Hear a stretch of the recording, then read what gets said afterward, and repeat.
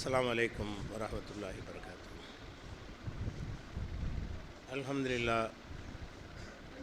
அல்ஹம்துலில்லாஹி நஹ்மதுஹு வ நஸ்தஈனுஹு வ நஸ்தக்ஃபிருஹு வ நஊது பில்லாஹி மின் ஷுரூரி அன்ஃபுஸினா வ மின் ஸய்யிஆத்தி அமாலினா மை யஹ்திஹில்லாஹு ஃபலா முதில்ல லஹு வ மை யுضلில்ஹு ஃபலா ஹாதிய லஹு. وأشهد أن لا إله إلا الله وحده لا شريك له وأشهد أن محمدا عبده ورسوله أما بعد. கண்ணியத்திற்குரிய எல்லாம் வல்ல அல்லாஹு ஜல்ல ஷானஹு தாலாவின் நல்லடியார்களே, அல்லாஹு ஜல்ல ஷானஹு தாலா மனித குலத்தை இந்த மண்ணுலகிலே வாழச் செய்யும் பொழுது, அதாவது ஆதம் அலைஹிஸ்ஸலாம் அவர்களை மேலுலகத்திலிருந்து இங்கே இறக்கிய பொழுது அவர்கள் பள்ளிவாசலோடு தான் வாழ்க்கை அமைத்து கொள்ள வேண்டும் என்பதற்காக இந்த பூமியில் முதல் ஆலயம் கட்டப்படுகிறது. காபா என்ற ஆலயத்தை ஆதம் அலைஹிஸ்ஸலாம் கட்டுகிறார்கள். அப்போ மனிதன் இந்த பூமிக்கு வந்தவுடனே வழிபடுவதற்கென்று, அல்லாஹ்வை வணங்குவதற்கென்று ஒரு வழிபாட்டுத்தனம் இருக்கணும் என்ற ஒரு நோக்கத்தை சொல்வதற்காகத்தான் ஆதம் அலைஹிஸ்ஸலாம் மூலம் காபா என்ற ஆலயம் கட்டப்படுகிறது. அந்த காபாவுக்கு உள்ளே தான் மக்கள்லாம் தொழுதார்கள். நம்ம இன்றைக்கி காபாவுக்கு வெளியே தொழுகிறோம் இல்லையா, அன்றைக்கு காபா தான் பள்ளிவாசல், உள்ளக்கே தான் என்ன செய்வாங்க, மக்கள் தொழுதார்கள். பிறகு பல ஆயிரம் ஆண்டுகள் கடந்த பிறகு அந்த காபத்துல்லா சேதமடைந்து அந்த பகுதி மனித சஞ்சாரமற்ற ஒரு பகுதியாக மாறிய பொழுது அல்லாஹு ரப்புல் ஆலமீன் அதே முதல் பள்ளிவாசலை மீண்டும் உருவாக்குவதற்கு நினைக்கிறான். மீண்டும் அந்த பள்ளிவாசலை அந்த இடத்துல ஆதம் அலைஹிஸ்ஸலாம் கட்டி அந்த இடத்துல அந்த பள்ளிவாசலை உருவாக்க வேண்டும் என்று அல்லாஹ் விரும்புகிறான்.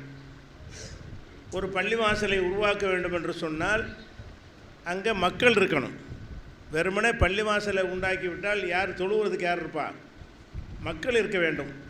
அப்போ இந்த பள்ளிவாசலை உருவாக்குவதற்காக எல்லாம் என்ன செய்கிறான்னு கேட்டால் அதை முதல்ல ஊராக ஆக்குகிறான். அந்த பாலடைஞ்சு கிடந்த பாரான் பெருவழி என்று சொல்லக்கூடிய அந்த பள்ளத்தாக்கை மனிதர்கள் வாழக்கூடிய இடமாக மாற்ற வேண்டும் என்பதற்காக எல்லாம் என்ன செய்கிறான்னா ஒரு ஏற்பாட்டை செய்கிறான்.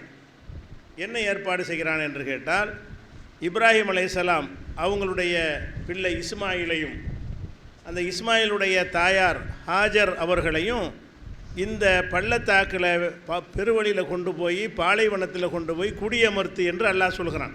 அங்கே யாருமே இல்லை, மனித சஞ்சாரமே இல்லாத ஒரு பகுதியில் கொண்டு போய் இப்ராஹிம் அலைஹிஸ்ஸலாத்துக்கு அல்லாஹ் கட்டளையிடுறான். அவங்களுக்கு 2 மனைவி. ஒரு மனைவி அந்த பாலஸ்தீன் பகுதியில் இருக்கிறார்கள். இன்னொரு மனைவி என்ன செய்கிறாங்கன்னு கேட்டால், இப்போ மக்கான்னு சொல்கிறோம் இல்லையா, அந்த இடத்துல மனைவியையும் மகன் இஸ்மாயிலையும் கொண்டு போய் குடியமர்த்தி விட்டு வந்து விடுகிறார்கள். அடிக்கடி போவார்கள் வருவார்கள். அந்த தாயும் பிள்ளையும் மாத்திரம்தான் அந்த பகுதியில் இருக்கிறாங்க. அப்படி இருக்க இயலுமா? எந்த ஒரு பெண்ணுக்காகவது கைக்குழந்தையை வைத்து கொண்டு ஒரு ஆண் துணையும் இல்லாமல் எந்த விதமான பாதுகாப்பும் இல்லாமல் அப்படி இருக்க இயலுமான்னா இருக்க இயலாது. ஆனால் அல்லாஹ் ரப்புல் ஆலமீனுடைய கட்டளை என்ற காரணத்தினால் அல்லாஹ் நிச்சயமாக உதவி செய்வான் என்ற நம்பிக்கையில் தான் அந்த அம்மா அங்கே போய் தங்குறது உடன்படுறாங்க. அதை இப்ராஹிம் அலைஹிஸ்ஸலாமே சொன்னதாக குர்ஆன் அல்லாஹ் சொல்லி காட்டான். ரப்பனா இன்னி அஸ்கன்து துர்ரியத்தி, எனது குடும்பத்தாரை நான் தங்க வைத்து விட்டேன், மாதின் கைரிதி சரையின், எந்த ஒரு பயிர் பச்சைகள் இல்லாத வறண்ட நிலப்பரப்பில் என் குடும்பத்தை நான் குடியமர்த்தி விட்டேன். எதற்காக குடியமர்த்தி விட்டேன்னா, ரப்பனா லி யுகீமு ஸலா, அங்கே ஒரு மக்கள் திரள் உருவாகி அவங்க தொழுகையை நிலைநாட்ட வேண்டும் என்பதற்காக வேண்டி இப்போதே என்னுடைய குடும்பத்தை நான் குடியமர்த்துகிறேன் என்று சொல்கிறாங்க. அப்போ இப்ராஹிம் அலைஹிஸ்ஸலாத்துடைய மனைவியும் ஹாஜர் அவர்களும் அவங்களுடைய கைக்குழந்தையான இஸ்மாயில் என்ற பிள்ளையும் தான் அங்கே இருக்கிறாங்க. அப்போ அந்த இடம் ஊராக உருவாகாது. ஊராக உருவாக வேண்டும் என்று சொன்னால் பொதுவாக நீர்நிலைகளை வச்சு தான் ஊர்கள் உருவாகும். அப்போ அந்த இடத்துல தண்ணி வசதி இல்லை, சிரமப்படுறாங்க. அப்படியான பாலைவனத்தில் கொண்டு தங்க வச்சிடுறாங்க. அப்போ குழந்தைக்கு தண்ணீர் தேவை என்பதற்காக வேண்டி அவர் தோல் பையில் கொஞ்சம் தண்ணியை கொடுத்துட்டு போயிருந்தார். இந்த ரொட்டிகளையும் கொடுத்துட்டு போயிருந்தார். 2 தீர்ந்து விட்டது. இப்போ தண்ணீருக்காக என்ன செய்கிறாங்கன்னா அந்த அம்மா அவங்களுடைய குழந்தையுடைய தாயார் சஃபா என்ற அந்த சின்ன மலை மேலேயும் மர்வா என்று ஒரு மலை இருக்கிறது, இங்கேருந்து அங்கே ஏறுறாங்க, அங்கேருந்து இங்கே போகிறாங்க. எதுக்கு ஏறுறாங்கன்னா ஏதாச்சும் ஒரு வணிக கூட்டம் வருதா, வியாபாரிகள் கூட்டம் ஏதாவது போணுச்சின்னு சொன்னால் அவங்கள்ட்ட தண்ணி ஏதாவது இருக்கும், அவங்கள்ட்ட தண்ணியை வாங்கி குழந்தையை கொடுக்கலாம் என்பதற்காக வேண்டி குழந்தையுடைய தாகத்துக்காக என்ன செய்கிறாங்கன்னு கேட்டால் சஃபா மர்வாவுக்கு மத்தியில் அவங்க ஓடுறாங்க. நம்மளும் ஹஜ்ஜிக்கு போய் அதெல்லாம் ஓட வச்சு நம்ம கடமையாக்கிவிட்டோம். அந்த அம்மா தியாகம் செஞ்சதுக்காக வேண்டி இன்றைக்கி ஹஜ்ஜிக்கு போகிறவர்கள் என்ன செய்கிறாங்க, சஃபா மர்வாவுக்கு மத்தியில் போடுறாங்கல்ல, அது ஓடுவதற்கு காரணமே இந்த அம்மாவுடைய தியாகத்தை எல்லாம் மதிக்கிறான், மதித்து அதை கடமையாக்கிட்டான். ஆனால் அவங்க மலையில் ஏறி போய் அங்கங்கே பார்க்கும் பொழுது இந்த குழந்தையை கிடத்தின இடத்துல ஒரு அதிசய நீரூற்று பொங்கிக்கிட்டு இருக்கிறது. அந்த நபிகள் நாயகம் ஸல்லல்லாஹு அலைஹி வஸல்லம் சொல்கிறாங்க, ஜிப்ரீல்ங்கிற வானவர் தன்னுடைய இறக்கையால் அடித்து அந்த இடத்துல ஒரு நீரூற்றை உண்டாக்கினார். அந்த தண்ணீர் கொப்பளித்து கொண்டிருக்கிறது. உடனே அந்த தண்ணியை தேக்கி வைத்து அதை பிடித்து குழந்தையை கொடுக்குறார்கள், அவங்களும் சாப்பிட்டு கொள்கிறார்கள். அப்போ அந்த தண்ணீர் அங்கே ஒரு கிணறு போன்ற ஒரு அமைப்பில், ஒரு குளம் போன்ற ஒரு அமைப்பில் தண்ணீர் அமைந்து விடுகிறது. இந்த தண்ணீர் அமைந்த பிறகு தான் அது ஒரு ஊராக மாறுது. எப்படி வருகிறது, வியாபாரி கூட்டம் வருகிறாங்க, ஜுர்ஹம்ங்கிற ஒரு கோத்திரத்தால் வருகிறார்கள். அவங்க வியாபாரம் பண்ணி வரும்பொழுது ஒரு இடத்துல பறவைகள் வட்டமிடுவதை பார்க்குறாங்க. பறவைகள் வட்டமிடுதுன்னு சொன்னால் கீழே தண்ணி இருக்கும், தண்ணி இருந்தால் தான் பறவைகள் வட்டமிடும் என்று அவங்க கணித்து இந்த இடத்துக்கு வர்றாங்க. சின்ன ஒரு நீரூற்று அந்த கிணறு காட்சி அளிக்கிறது. அப்போ என்ன செய்கிறாங்கன்னா, நாங்கள் இங்கே தங்கிக்கிறலாமா, நாங்கள் இந்த தண்ணீரை பயன்படுத்திக்கிறலாமான்னு கேட்குறாங்க. அந்த வணிக கூட்டம்லாம் தங்குறாங்க. அதுதான் ஊர், மக்காங்கிற ஊர் அப்படி தான் உருவாகுது. மக்காங்கிற ஊர் என்பது அதில் காபத்துல்லாவை திரும்ப எழுப்பணும் என்பதற்கு எல்லாம் எவ்வளோ வேலை செய்கிறான். காபத்துல்லா எழுப்புவதற்கு முன்னாடி அதை ஊராக்க வேண்டும். அங்கே மக்கள் திரள வேண்டும். மக்கள் திரள வேண்டுமானால் தண்ணி வேணும். தண்ணி வேண்டுமானால் அதற்குரிய ஏற்பாடு நம்ம செஞ்சு கொடுக்கணும். அங்கே ஆறு கிடையாது, கண்மாய் கிடையாது, ஏரி கிடையாது, குளம் கிடையாது, தண்ணீருக்கு வழியே கிடையாது. அந்த இடத்தில் குடிப்பதற்கு ஒரு தண்ணீரை உண்டாக்கி கொடுத்தால்தான் அது ஊராக அமையும் என்று அல்லாஹ் இவ்வளோ ஏற்பாடையும் செஞ்சிடறான். அதுக்கு பிறகு மக்கள்லாம் உருவாகி இப்ராஹிம் அலைஹிஸ்ஸலாமுடைய பிள்ளை இஸ்மாயில் ஒரு வாலிப வயசை அடைந்த பிறகு இப்ராஹிம் நபிக்கு கட்டளை வருகிறது. என்ன வருது, இப்ராஹிமை ஆரம்பத்தில் காபா இருந்த இடத்தை உனக்கு நாம் காட்டி தருகிறோம், அந்த இடத்துல திரும்பவும் அந்த பள்ளிவாசலை எழுப்பு என்று அல்லாஹ்வின் உத்தரவு வந்த பிறகு இப்போ காபா இருக்கிற இடம் இருக்குல்ல, அந்த இடத்த அல்லாஹ் காட்டுறான். அந்த இடத்துல ஆதம் அலைஹிஸ்ஸலாம் கட்டின காபா இருந்தது, அது சிதிலமடைந்து அந்த அந்த அறிகுறி கூட இல்லாமல் போன பிறகு இதுதான் அந்த இடம் என்று காட்டிய பிறகு இது பவ்வானால் இப்ராஹீம மக்கானல் பைத்தி, அந்த பைத்துல்லாவுடைய இடத்தை நம்ம இப்ராஹிமுக்கு காட்டி கொடுத்தோம், இதுதான் என்று நம்ம சொல்லி கொடுத்தோம் என்று அல்லாஹ் சொல்கிறான். அப்போ அந்த இடத்துல போய் என்ன செய்கிறாங்கன்னா, ரெண்டு பேரும் சேர்ந்து அல்லாஹ்வுடைய அந்த ஆலயத்தை காபாவை கட்டுகிறார்கள். இது யர்ஃபவு இப்ராஹிமுல் கவாயித மினல் பைத்தி வ இஸ்மாயில், இப்ராஹிம் நபி இஸ்மாயிலும் அந்த காபத்துல்லாவுடைய அடித்தளத்தை உயர்த்தி கட்டிய பொழுது ரப்பனா தகப்பல் மின்னா இன்னக்கு அந்த சமீஉல் அலீம், இறைவாதி ஒப்புக்கொள்வாயாக, நீதான் கேட்கக்கூடியவனாக இருக்கிறாய், நீதான் அறிந்தவனாக இருக்கிறாய் என்று பிரார்த்தனை செய்து தந்தையும் மகனுமாக சேர்ந்து அந்த காபத்துல்லாவை கட்டி முடிக்கிறார்கள். அப்போ இந்த காபத்துல்லாவை கட்டுறது எதுக்கு கட்டுறாங்கன்னு கேட்டால், அன் தஹிரா பைத்திய லி தாயிஃபீன உல் ஆக்கிஃபீன ஒரு ருக்குய் சுஜூத், என்னுடைய இந்த இல்லத்தை நீ பரிசுத்தப்படுத்த வேண்டும், தொழுபவர்களுக்கு, தவாப் செய்பவர்களுக்கு, ருக்கு செய்பவர்களுக்கு, சஜ்தா செய்பவர்களுக்கு நீ சுத்தப்படுத்த வேண்டும், ஷிர்க் என்கிற வாடை இல்லாமல் ஆக்க வேண்டும் என்பதற்காக வேண்டித்தான் இப்ராஹிம் அலைஹிஸ்ஸலாம் அவர்களுடைய காலத்தில் காபத்துல்லா கட்டப்படுகிறது. அப்போ அந்த காபத்துல்லாவை கட்டுவதற்குத்தான் அந்த ஜம்சம் நீரை எல்லாம் உருவாக்கி கொடுக்குறான். அந்த ஜம்சம் நீருங்கிற அந்த கிணறு மாதிரி வந்துச்சு இல்லை, அதான் ஜம்சம் நீருங்கிறோம். இன்றைக்கி வரைக்கும் பல ஆயிரம் ஆண்டுகள் கடந்த பிறகு கூட அந்த தண்ணீர் வற்றுவது கிடையாது. பல ஊர்களில் உள்ளவங்க 30 லட்சம் 40 லட்சம் பேர் அந்த ஹஜ்ஜி நேரத்தில் குழும்புகிறார்கள். அத்தனை பேரும் அதை பயன்படுத்துகிறார்கள், தங்களுடைய ஊர்களுக்கும் எடுத்து செல்கிறார்கள். இவ்வளவு காலம் போய் கூட தண்ணி இல்லை, வறண்டு விட்டது என்கிற மாதிரி ஒரு நிலைமை வரவில்லை. அப்படி ஒரு அதிசயத்தின் மூலமாக என்ன செய்கிறான்னா, அந்த காபா ஆலயத்தை உருவாக்குறான். எதுக்காக உருவாக்குறான், தன்னையை மட்டும் வணங்கணுங்கிறதுக்காக வேண்டாம்.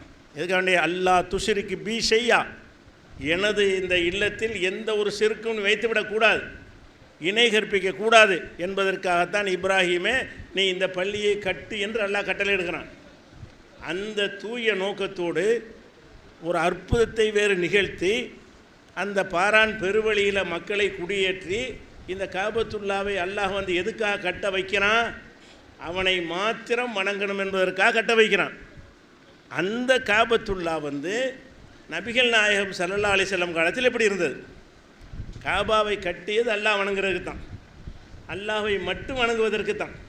அல்லாஹை மட்டும் வணங்குற முதல் ஆலயத்தில் ஏக இறைவனை வணங்கக்கூடிய ஒரு சமுதாயம் உருவாக வேண்டும் என்பதற்காகத்தான் அது கட்டப்படுகிறது.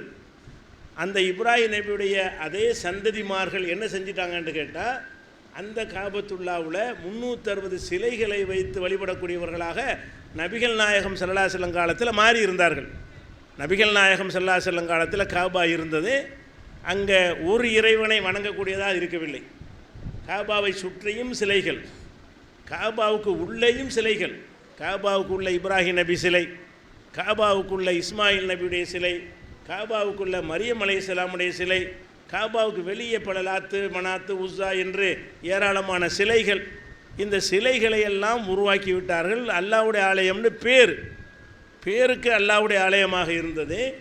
அப்போ ஒரு நபியால் கட்டப்பட்ட ஒரு ஆலயம், 2 நபியால் கட்டப்பட்ட ஒரு ஆலயம், அல்லாஹ்வுடைய கட்டளை பிரகாரம் கட்டப்பட்ட ஒரு ஆலயம், உண்மையான நல்ல நோக்கத்தோடு கட்டப்பட்ட ஆலயம். அந்த ஆலயம் அந்த நோக்கத்தை இழந்து விட்டது. அப்படி கட்டப்பட்டு இருந்தும் கூட ஒரு இணை வணங்கக்கூடியதாக அந்த ஆலயம் இருக்கவில்லை. சிலை வழிபாடு நடக்கக்கூடிய ஒரு கோயிலாக அந்த ஆலயம் மாற்றப்பட்டுருச்சு. அதை எதிர்த்து திருத்துவதற்குத்தான் நபிகள் நாயகம் ஸல்லல்லாஹு அலைஹி வஸல்லம் அவர்களையும் அல்லாஹ் அனுப்புகிறான். அப்போ நம்ம இதை எதுக்கு நான் சொல்கிறேன்னு கேட்டால், அல்லாஹ்வை வணங்குவதற்காக ஒரு பள்ளிவாசல் கட்டி இருக்கும் பொழுது அந்த பள்ளியை கட்டிய உம்மத்தினரை அதுக்கு மாற்றமாக நடப்பார்கள். காலம் செல்ல செல்ல என்ன செய்வாங்க?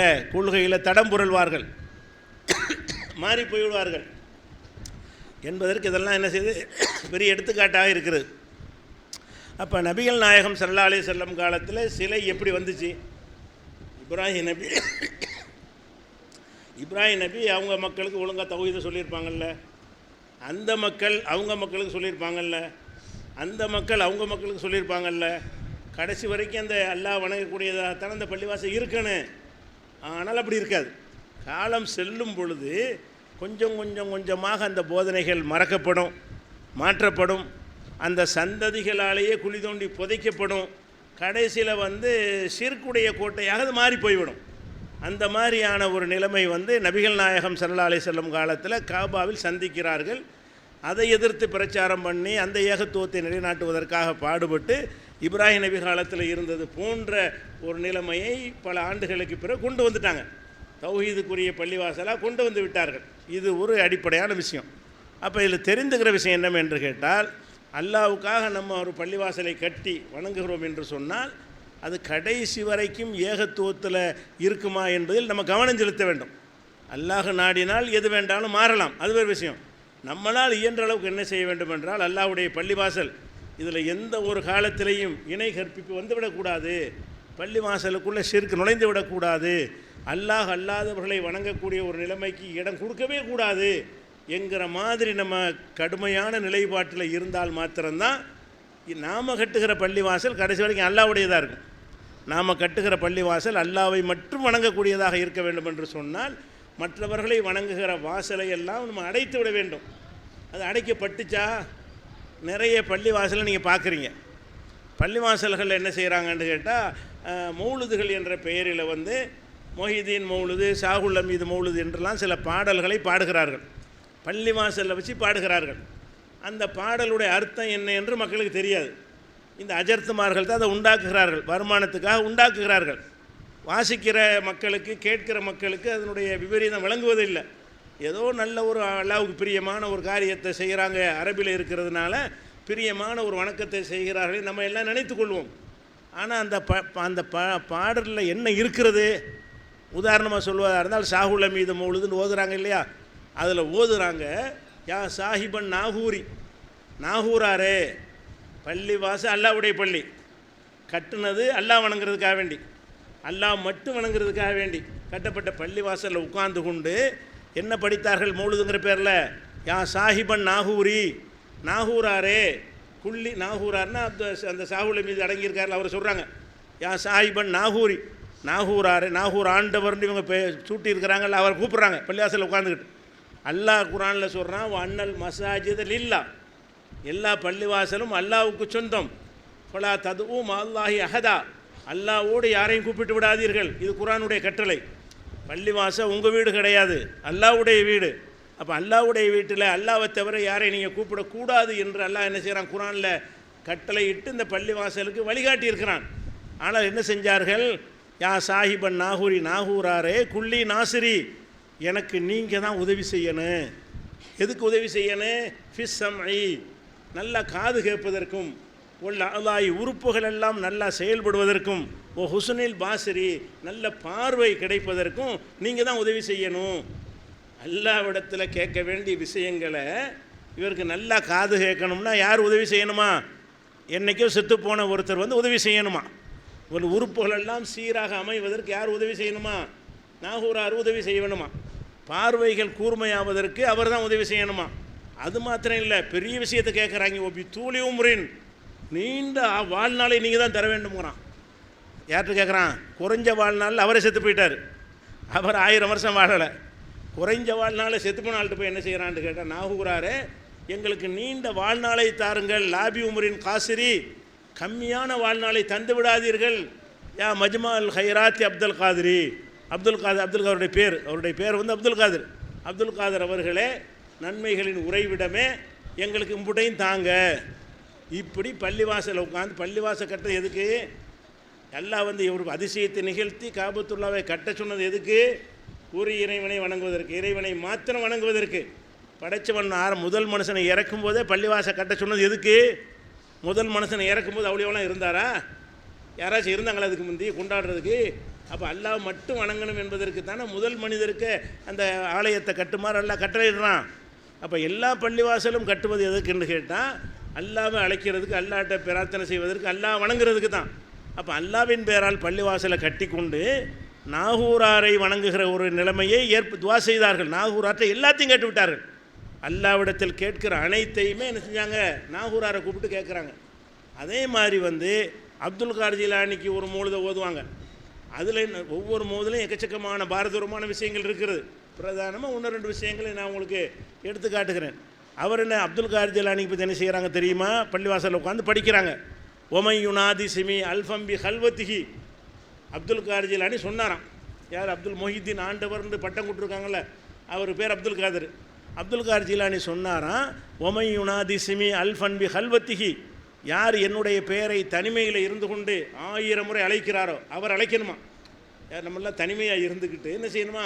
அல்ஃபன்பி ஹல்வத்திஹி, ஹல்வத்தில் தனிமையில் இருந்து கொண்டு அப்துல் கார் ஜிலானி, அப்துல் கார் ஜிலானி என்று யார் 1000 முறை அழைக்கிறாரோ, அஜப்துஹு முஸ்ரியன், உடனடியாக நான் பதில் கொடுப்பேன்.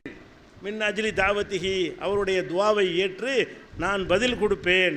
எனவே ஃபல் எதுவோய் அப்துல் காதிர் முஹிதீனி, அப்துல் காதிர் முஹிதீனை என்று என்னை எல்லாரும் கூப்பிடுங்க என்று அப்துல் காதிர் சொன்னார் என்று ஒரு பாட்டை எழுதி வைத்து கொண்டு அந்த பாட்டை அல்லாவுடைய பள்ளிவாசலில் உட்கார்ந்துக்கிட்டு மௌலுதுன்னு படிக்கிறார்கள். அப்போ அவர் 1000 தடவை கூப்பிட்டா வருவாரா? அவர் இறந்து எவ்வளோ காலமாகிவிட்டது. அவர் அடக்கம் பண்ணப்பட்டு விட்டார். அவர் தன்னுடைய காரியத்தை கூட அவர் செய்ய இயலாது. ஒரு நல்லடியாராக இருந்தார்னு சொன்னால் அவர் தூங்கிக்கிட்டு இருப்பார். மார்க்க நம்பிக்கை பிரகாரம் எப்படி நம்பணும்? இறந்து போனவர்கள் நல்லடியார்களாக இருக்கிறார்கள் வைத்துக்கொள்வோம். நல்லடியார்களாக இருந்தால் முன்கர்ணைக்கு விசாரணை பண்ணுவாங்க, நல்லபடியாக பதில் சொல்லிடுவார். கேம நாள் வரைக்கும் தூங்கிட்டு போயிடுவாங்க. கேம நாள் வரைக்கும் அவர்கள் தூங்கி கொண்டு தான் இருக்க முடியும், செய்ய முடியாது. அவர் கெட்டவராக இருந்தார்னு வைங்க, நம்ம தான் நல்லவர்னு சொல்லிகிட்டு இருக்கிறோம், அவளியான்றோம். உண்மையில் கெட்டவராகவும் இருக்கலாம், அல்லாஹ்வுக்கு தான் தெரியும். அவர் கெட்டவராக இருந்தார்னு சொன்னால் அடி வாங்கிட்டே இருப்பார், அதுக்குள்ள மலக்குகள்கிட்ட அடி வாங்கிட்டே இருப்பார். இந்த நிலையில் தான் இறந்தவர்களில் எல்லாருமே இருக்கிறாங்க. 2 நிலை தான். நீங்கள் எங்கே வந்து கூப்பிட்டு அப்படி வருவார்? அவர் அல்லாவுடைய கட்டுக்காவலையெல்லாம் மீறி விட்டு அல்லாவுடைய லாக்கப் உடைத்து கொண்டு இங்கே வந்துடுவார். அவர் வருவேன்னு சொன்னாருங்கிறாங்க, அதை படிக்கிறாங்க. அஜப்துஹு முன்சுரியான் மின் அஜ்லி தாவத்திஹி, அழைத்த காரணத்தினால் ஓடோடி வருவேன். ஃபல் எதுவும் அப்துல் காதிர் முஹிதீனி, அப்துல் காதிர் முஹிதீன் என்று என்னையே கூப்பிடுங்கள் என்று அவர் சொன்னார் என்று மௌலுதுன்னு பேரில் பள்ளிவாசலில் ஓதுறாங்க. பள்ளிவாசலில் ஓதுறது மாத்திரம் இல்லாமல் அதை நடைமுறைப்படுத்துகிறாங்க பல ஊர்களில். இப்போ தான் ஒளிஞ்சு போச்சு. எப்படி நடைமுறைப்படுத்துவாங்க? ஒரு இருட்டில் உட்காந்து லைட்டெல்லாம் அணைச்சி விட்டு இப்போ மாவை, இப்போ கோதுமை அரிசி மாவை பரப்பி வைத்து கொண்டு யா மொஹிதீன் யா மொஹிதீன் யா மொஹிதீன் என்ன செய்வாங்க? 1000 தடவை கூப்பிட்றாங்க. கூப்பிட்டு எதுக்குன்னு கேட்டால், எதுக்கு இருட்டில்ன்னு கேட்டால், இருட்டில் எவனாச்சும் அதில் ஓதுறான்ல ஒரு அஜரத்து, அவர் பாதத்தை வச்சிருவார். லைட்டை போட்டுன்னு ஒரு பாதம் பதிஞ்சிருக்கும். வந்துட்டார் அப்துல் காதர் ஜிலானி, மிதிச்சுட்டாரான். இந்த அரிசி மாவில் தெரியக்கூடிய பாதம் என்னது? அப்துல் காதர் ஜிலானி பாதம் அப்படின்னு சொல்வதற்கு தான் இருட்டு லைட் அமர்த்துறது, மாவை கொட்டுறது. அதுக்கு தான்.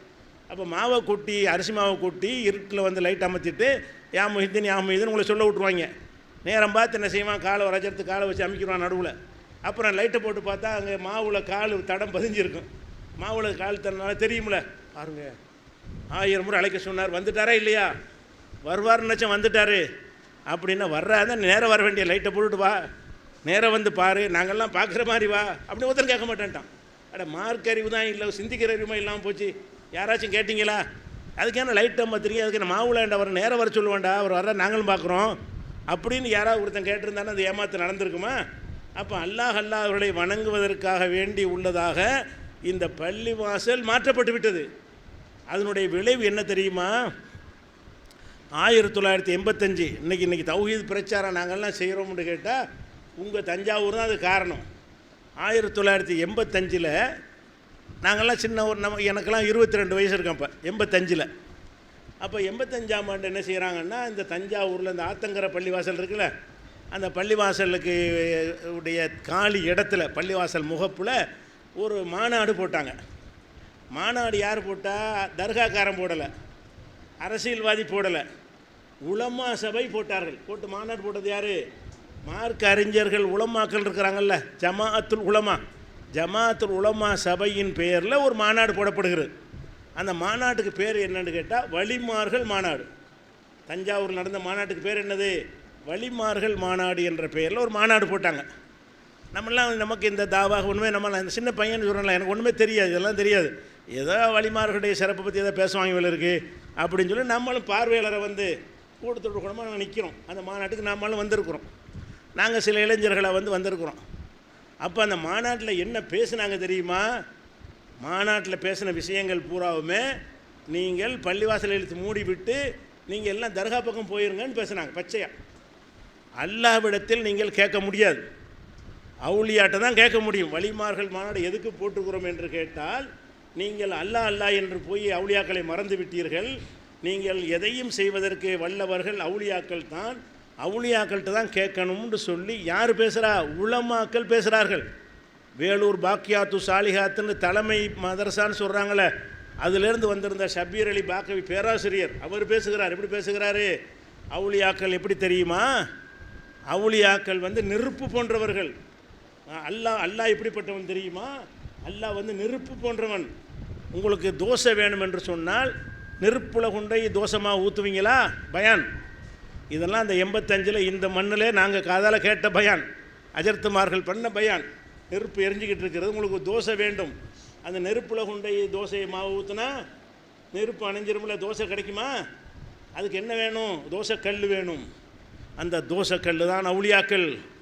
நீங்கள் தோசைக்கல்லில் ஊற்றுனா உங்களுக்கு தோசை கிடைக்கும். நீங்கள் அல்லாட்ட போனீங்கன்னா ஒன்றும் இல்லாமல் போயிடும். எப்படி பயான் பாருங்கள், குரான்லேருந்து பேசாமல், ஹதீஸ்கள்லேருந்து பேசாமல் அல்லாட்ட நீங்கள் கேட்க இயலாது. அல்லாட்ட எப்படி நீ கேட்ப? அல்லாங்கிற அந்த பவருக்கு முன்னாடி போய் எதை கேட்டாலும் எரிஞ்சு சாம்பலாகி விடுவாய் அப்படின்னு சொல்லி பேசி நீங்கள் இறைவன்கிட்ட கேட்குறது தப்புங்கிறாங்க. வள்ளிமார்கள் இஸ்லாத்தின் பெயரால் ஒரு மாநாடை போட்டவர்கள் மார்க்க அறிஞர்கள், பல மதரசாக்களுடைய முதல்வர்கள், அந்த மாதிரி ஆட்கள்லாம் வந்திருக்கிறாங்க. மக்களை ஏற்கனவே தர்காவில் போய் மண்டிட்டு கொண்டு அல்லாஹ் மறந்துட்டு ஆடல் பாடல் கூத்து கும்மாளம்னு போய் கொண்டிருக்குன்னு கவலைப்பட்டுக்கிட்டு இருக்கிறாங்க ஒரு பக்கம் அறிஞர்கள்லாம். இவங்க என்ன பண்ணுறாங்க? அங்கேருந்து திருப்பி பள்ளிவாசலுக்கு வந்தவனையெல்லாம் தர்காவுக்கு திருப்பி அனுப்புவதற்காக வேண்டி இந்த தோசைக்கல் உதாரணத்தை போட்டு கேட்டார்கள். அப்போ ரத்தம் கொதிச்சு எங்களுக்கெல்லாம், என்னடா இது என்ன உதாரணம்? இதுக்கு தானே இஸ்லாத்துக்கு வந்தோம். லாயிலா இல்லவுக்கே ஒரு மீனிங்க்கு அர்த்தம் இல்லாமல் இருக்குது. அல்லாஹ்வை தவிர வணங்குறதுக்கு யாரும் இல்லைன்னு சொல்லிவிட்டு இதெல்லாம் வணங்கக்கூடியதாக்கிறாங்களா இந்த ஆளுக்கு என்று சொல்லி கோபம் கொப்பளிக்கிறது. இதே மாதிரி ஒவ்வொரு உதாரணமாக சொல்கிறாங்களா, அல்லாங்கிறவன் 1000 வால்ட் பல்பு 1000 வால் பல்பில் கொண்டு உனக்கு கையை வச்சா என்ன செய்வ? எரிஞ்சு சாம்பலாகி விடுவாய். அது கண்டென்சர்லாம் போட்டு அந்த குறைச்சி தருவாங்கல்ல, அது கரண்ட்டை பவரை கம்மி பண்ணி, அப்போ நீ கையால் கூட தொடலாம், உனக்கு ஒன்றும் செய்யாது. அவுளியாக்கள் தான் அந்த வேலையை செய்கிறாங்க. அல்லாங்கிறோம் பவர், அவன்கிட்ட நீ கேட்டால் நீ எரிஞ்சு சாம்பலாகிடுவாய், ஒன்றுமில்லாமல் போய் விடுவாய். அவுளியா என்ன செய்வார்? அல்லாவுடைய பவரை கொஞ்சம் கொஞ்சமாக குறைச்சி அல்லா ஒன்றுமில்லாமல் ஆக்கி அல்லாவை 0 ஆக்கிடுவார் பொழுது. அல்லாவை 0 பவர் ஆக்கி என்ன செய்வார்? அவர் உனக்கு தருவார். அதனால் நீ அவுளியாட்ட கேட்டீன். இதெல்லாம் வந்துங்க இஸ்லாத்தின் பேர் நடத்தின ஒரு மாநாட்டில் குர்ஆன் ஆதாரம் எதையும் சொல்லாமல், எந்த ஒரு ஹதீஸையும் சொல்லாமல், இந்த உதாரணங்களை சொல்லி நீங்கள் பள்ளிவாசலை புறக்கணித்து விட்டு தர்காவுக்கு போங்கள்னு அழைப்பதற்கு அந்த மாநாடு, தர்காவுக்கு போக சொல்லி அழைப்பதற்கு அந்த மாநாடு நடத்தப்படுகிறது. இப்படி பேசின பேச்சு பூரா, காலையிலேருந்து சாயந்தரம் வரைக்கும் பேசின பேச்சு பூராவுமே ரொம்ப ரொம்ப கொடூரமாகவும், இவர்கள் இந்த மக்கா காஃபிரை விட ஒரு மோசமான கொள்கை அல்லவா இஸ்லாத்தின் பெயரால் சொல்கிறாங்கன்னு கொந்தளிப்பை ஏற்படுத்துது. அந்த நாவலர் யூசுஃப்னு ஒருத்தர் இருந்தார், முஸ்லீம் லீக்குடைய முக்கியமான ஒரு பேச்சாளர், அவர் தலைவராக இருந்தார். மறுமலர்ச்சின்னு ஒரு பத்திரிகையுடைய ஆசிரியராகவும் இருந்தார், திருச்சிக்காரர். அவர் ஒரு ஆள் மாத்திரம் அதை கண்டித்து பேசினார். அவர் மார்க் அறிஞராக இல்லாத ஒருத்தர், அவரை தெரியாதவங்க கூப்பிட்டுட்டாங்க. அவர் தான் பேசினார், ஏன்டா அல்லாஹ் மறந்துட்டு மக்கள்லாம் தர்காதகம் ஓடிக்கிட்டு இருக்காங்க, இந்த நேரத்தில் இந்த மாநாடு தேவையா? அல்லாவை வணங்கக்கூடிய மக்களை உண்டாக்குறதுக்கு பதிலாக அல்லாவை வெறுக்கக்கூடிய மக்களை உண்டாக்குறீர்களான்னு சொல்லி அவர் ஒரு ஆள் மார்க்கத்தை அறியாதவர்னு சொல்லக்கூடியவர் தௌஹீதை பேசுகிறாரு. மார்க்க அறிஞர்கள் எல்லாமே என்ன செய்கிறாங்க? ஷிர்க்கை நியாயப்படுத்தி பேசுகிறாங்க. அதாவது அல்லாஹ் வணங்கக்கூடாதுன்னு பேசுகிறாங்க. அல்லாவை வணங்கக்கூடாது.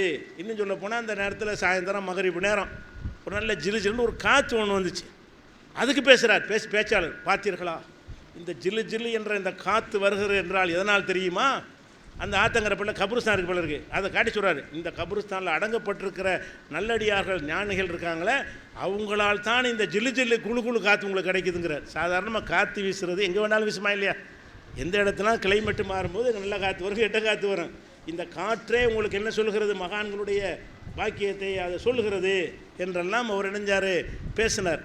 அப்போ நம்ம நினைக்கிறோம், இப்போ என்னோட இந்த அளவுக்கு இந்த மார்க்கத்தை பள்ளி வாசலை கட்டி அல்லாஹ் வணங்கணுங்கிறதுக்கு உருவாக்கின ஒரு மார்க்கம் எந்த அளவில் கொண்டே நிப்பாட்டிவிட்டாங்க என்ற அடிப்படையில் தான் இதை கண்டித்து பொறுக்க முடியும். அப்போ நமக்கு நாங்கள் பேச்சாளரும் கிடையாது, எங்களை பற்றி உலகத்தில் யாருக்கும் தெரியவும் செய்யாது, நாங்கள் பெரிய ஸ்காலரும் கிடையாது, மேடையில் ஏறி கூட 4 வார்த்தை பேச தெரியாத போனோம்.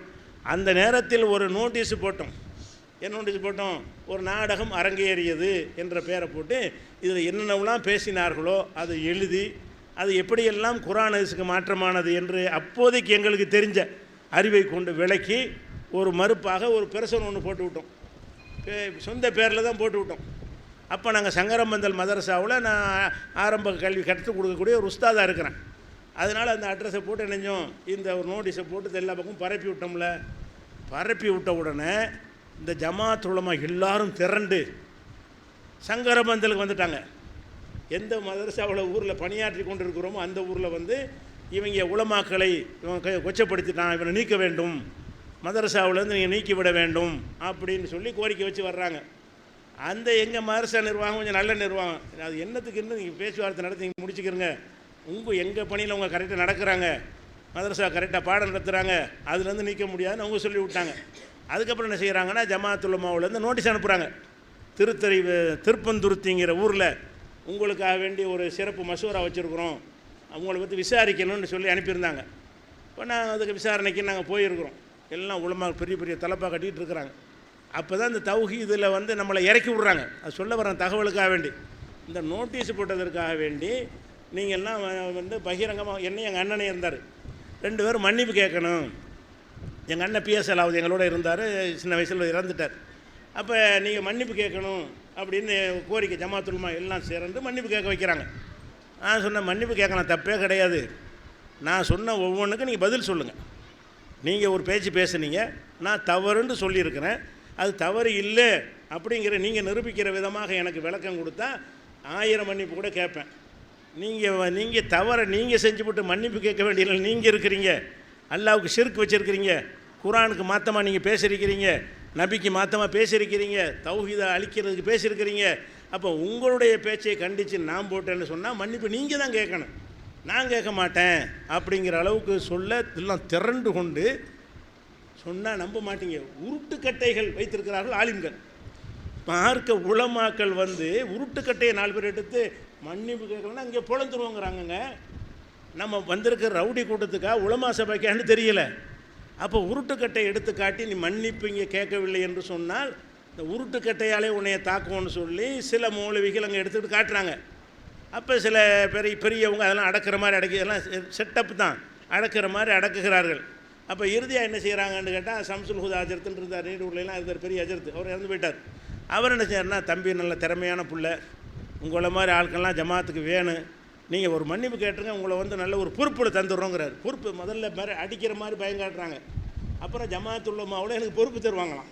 பொறுப்பு தர்றோம் அப்படின்னு சொல்லி கேட்டாங்க.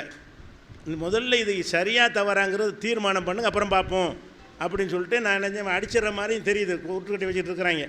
நான் அந்த நேரத்துக்கு நான் என்ன செஞ்சேன்னா, நீங்கள் வரும்போதே இந்த மாதிரிலாம் நீங்கள் செய்வீங்கன்னு நான் யூகித்து ஸ்டேஷனில் எழுதி கொடுத்துட்டு வந்திருக்கிறேன்.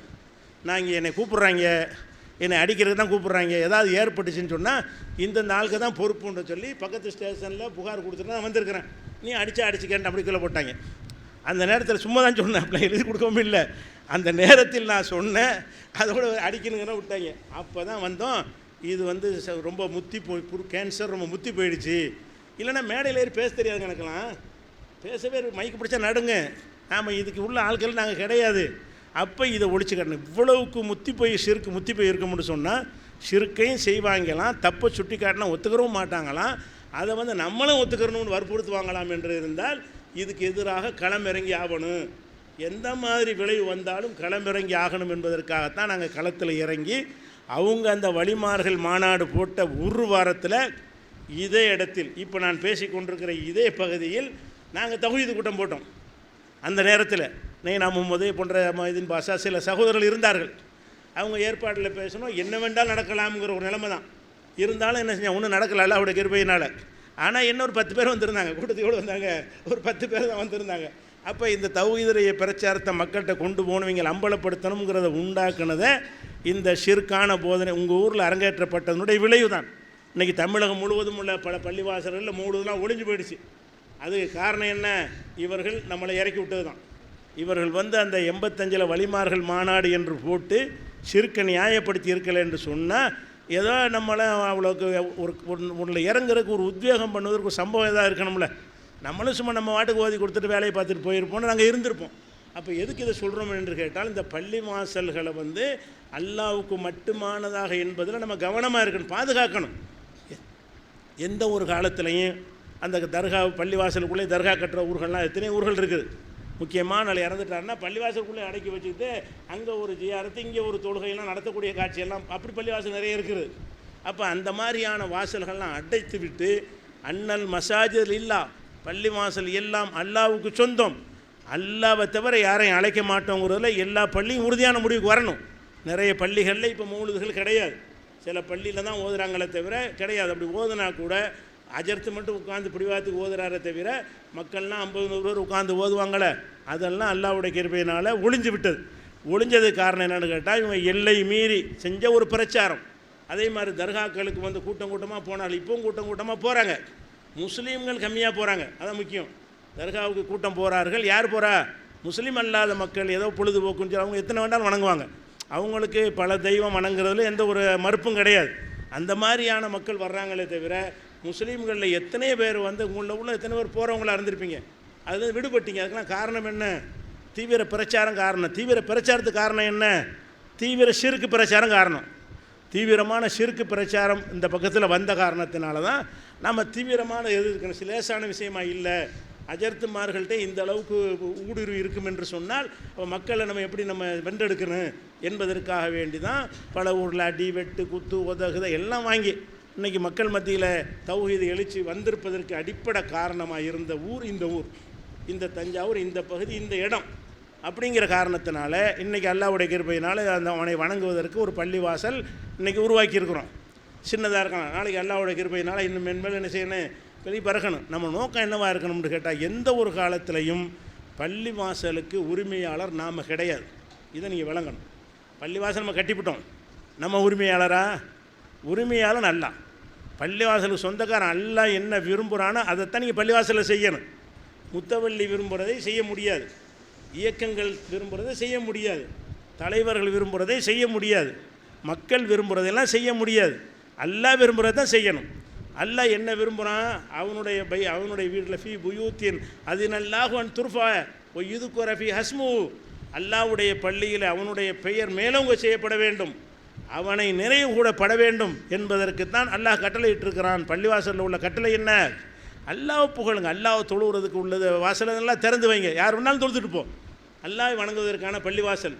இங்கே நான் ஒரு அறை அந்த அறை இந்த அறைன்னு கூப்பிடுவதற்கெல்லாம் என்ன இல்லை, இடம் கிடையாது, அவங்களாம் இறந்து விட்டார்கள் அப்படிங்கிறது அழுத்தமாக சொல்லக்கூடிய வகையில் இந்த பள்ளிவாசலை நம்ம என்ன செய்யணும், கட்டி காத்து கொண்டு வரணும். அதுபோக என்ன செய்யணும்னு இருந்தால் பள்ளிவாசலில் நம்ம உரிமை கொண்டாடி கொண்டு சில இயக்க அடிப்படையில் அந்த இயக்கத்துக்காரன் வரக்கூடாது, இந்த இயக்கத்துக்காரன் வரக்கூடாது அப்படின்னு சொல்வார்களே, ஆனால் அது அல்லாஹ்வுடைய பள்ளியாக உங்கள் கருதலாம் நடத்தும். யார் சொன்னாலும் சரி, பள்ளிவாசல் அல்லாஹ்வுக்குன்னு உண்டாக்கிட்டோம்னு சொன்னால் நம்ம நிர்வாகம் பண்ணலாம். என்ன பண்ணலாம்? கரண்ட் பில் கட்டுறது, லைட்டு போடுறது, ஃபேன் போடுறது, தண்ணி வசதி ஏற்பாடு செய்கிறது, பாய் விரிக்கிறது, இந்த வேலைகள் தான் செய்யலாமே தவிர எவன் பள்ளிவாசலுக்கு வரலாம் எவன் பள்ளிவாசலுக்கு வரக்கூடாதுன்னு முடிவு இருக்கிற அதிகாரம் நமக்கு இருக்குதா? அநேக பள்ளிவாசல்கள் அப்படி தானே இருக்குது. நீங்கள் பார்க்குறீங்களே, இன்றைக்கி போர்டுலாம் எடுத்துட்டாங்க நிறைய பள்ளியில், ஆனால் இந்த போர்டு இன்னும் இருக்குது பல பள்ளிகளில்.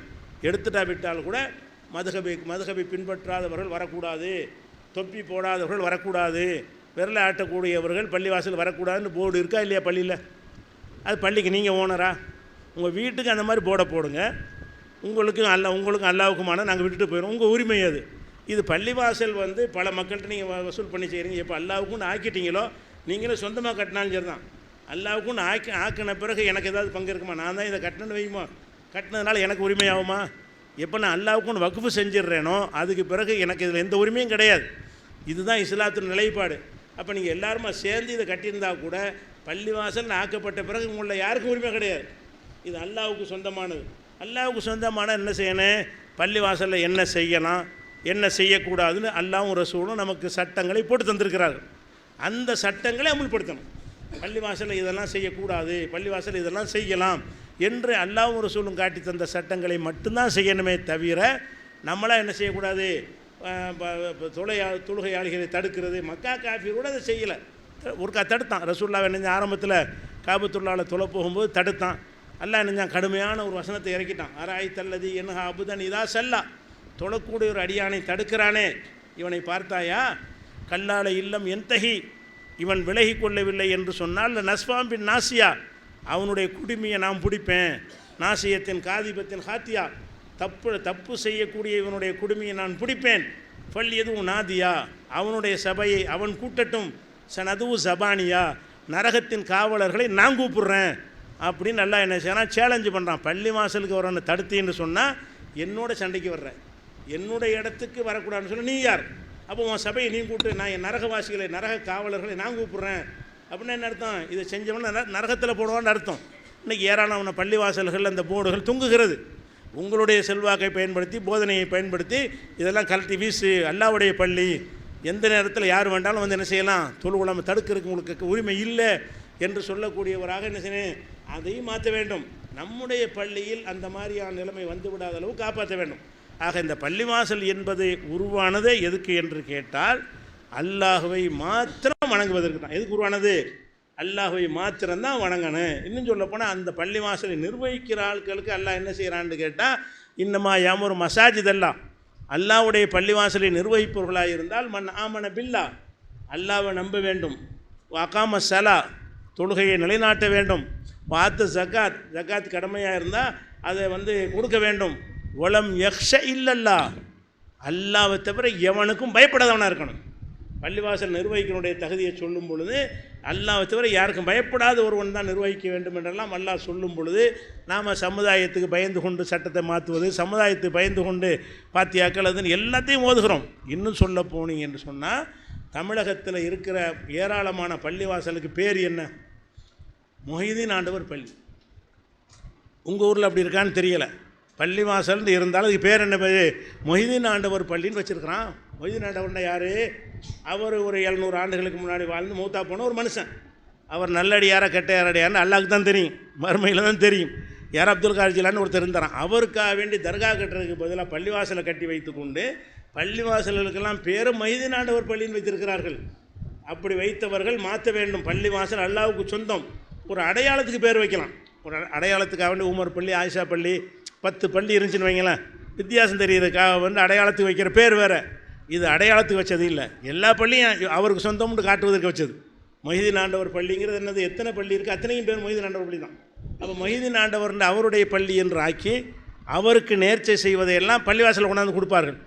அப்துல் காதர் ஜிலானிக்கு நேர்ச்சை செய்வார்கள், நேர்ச்சை செய்த பொருட்களை கொண்டு வந்து இங்கே கொடுப்பாங்க, பள்ளிவாசல் ஒப்படைப்பார்கள். அப்போ அந்த அளவுக்கு இன்றைக்கி பள்ளி வாசல்கள் இல்லாமல் அல்லாவிடமிருந்து பறிக்கப்பட்டுருச்சு. கட்டும்போது அல்லாவுக்காக கட்டுனாங்க, அல்லாட்டிருந்து பறித்து அப்துல் காதர் ஜிலானி கொடுத்து விட்ட காட்சியெல்லாம் பார்க்குறோம். அதையெல்லாம் எதிர்த்து போராடக்கூடிய ஒரு கேந்திரமாக பள்ளிவாசல் என்பது அதற்கெல்லாம் ஒரு கேந்திரமாக என்ன செய்யணும் இருக்க வேண்டும். அல்லாஹ் ரப்புல் ஆலமீன் அப்படி இப்போ செயல்படக்கூடிய நன்மக்களாக நம்மை ஆக்குவானாக. இந்த பள்ளிவாசலை அது போன்று அமைத்து தருவதற்கு அல்லாஹ் அருள் புரிவானாக என்று கூறி முடிக்கிறேன். அஸ்ஸலாமு அலைக்கும்.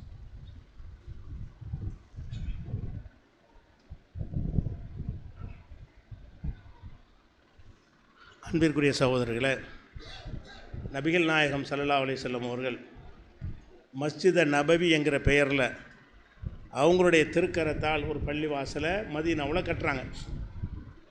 அவங்களும் தோழர்களும் சேர்ந்து கட்டுறாங்க. அது இன்றைக்கி மஸ்ஜித நபவிங்கிற பேரில் தான் இருக்கிறது. அவங்க கட்டின பள்ளிவாசலில் வெறும் தொழுகை மட்டுமா நடந்துச்சு? இல்லை, நம்ம பள்ளிவாசலில் தொழுகை நடத்துகிற மட்டும் வச்சுக்கிட்டோம். இஸ்லாம் அனுமதிக்கிற எல்லா காரியங்களும் அங்கேருந்து தான் செஞ்சாங்க.